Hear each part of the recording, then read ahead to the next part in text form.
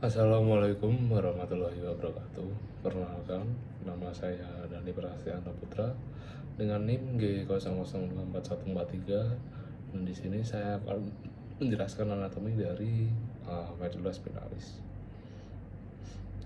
Nah, medula spinalis ini adalah bagian dari sistem saraf pusat yang menyerupai tabung panjang silindris yang terletak di dalam kanalis vertebralis.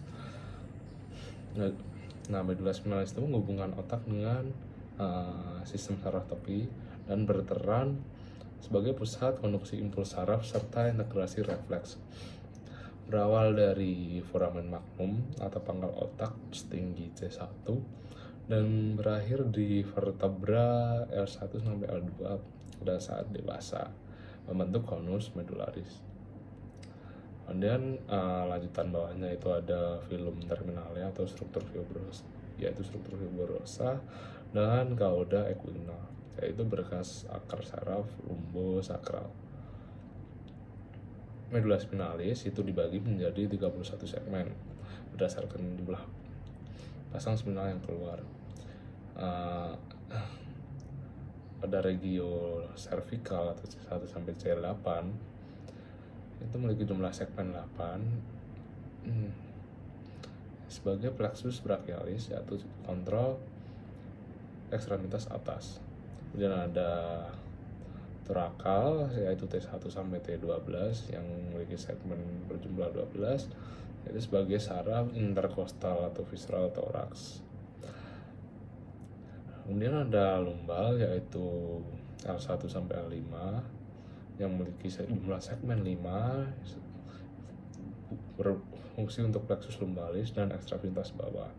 Kemudian ada bagian sakral, yaitu S1 sampai S5, yaitu untuk plexus sacralis, panggul, dan perineum. Dan ada koksikial, yaitu CO1 terletak di bagian bawah, ujung bawah medula. Struktur eksternalnya yang pertama ada viscera mediana interior, yaitu celah panjang di sisi ventral. Kemudian ada sulcus medianus posterior, yaitu lekukan dengkul di sisi dorsal. Nah, kemudian ada radix anterior yang membawa impuls motorik. Kemudian ada radix posterior yang membawa impuls sensorik yang mengandung ganglion spinal. Kemudian ada nervus spinalis, yaitu gabungan radix anterior dan posterior yang keluar dari foramen intervertebralis. Struktur internalnya itu terbagi menjadi dua. Yang pertama ada substansia grisea, yang pertama abu-abu, yaitu warna abu-abu yang berbentuk seperti huruf A atau kupu-kupu di bagian bawah tengah medula. Terdiri dari kornu anterior yang berisi neuron motorik alfa dan gamma yang berfungsi mengontrol otot rangka. Kemudian ada kornu posterior yang menerima input sensorik dari akar dorsal. Ada kornu lateral, yaitu T1 sampai L2, kemudian S2 sampai S4 sebagai neuron otonom, simpatis dan parasimpatis. Kemudian ada kanalis sentralis sebagai saluran yang kecil yang berisi cairan cerebrospinalis. Dan ada substansia alba yang berwarna putih tersusun dari akson vermialen dan dibagi menjadi funiculus.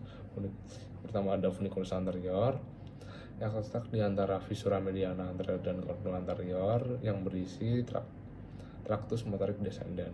Kemudian funiculus lateralis yang terletak di samping kornu anterior dan posterior yang berisi tractus corticospinalis lateralis dan spinothalamicus. Kemudian funiculus posterior terletak di antara sulcus medianus posterior dan kornu posterior yang berisi fasciculus gracilis dan caenuatus, yaitu sensorik proprioceptik.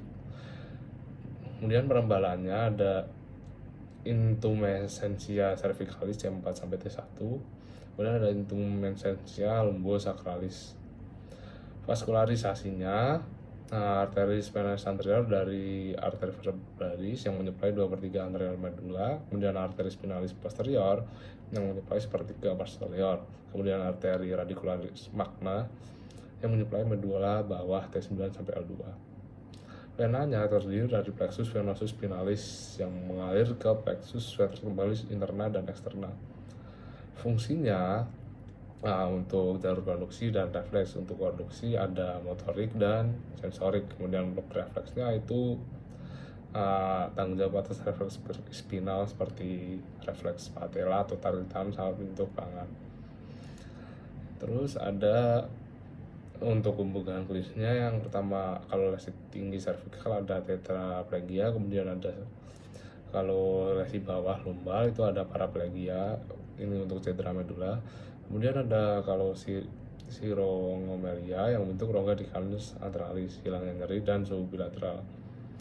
Kemudian infark medula spinalis yang dapat menyebabkan paralisis mendadak.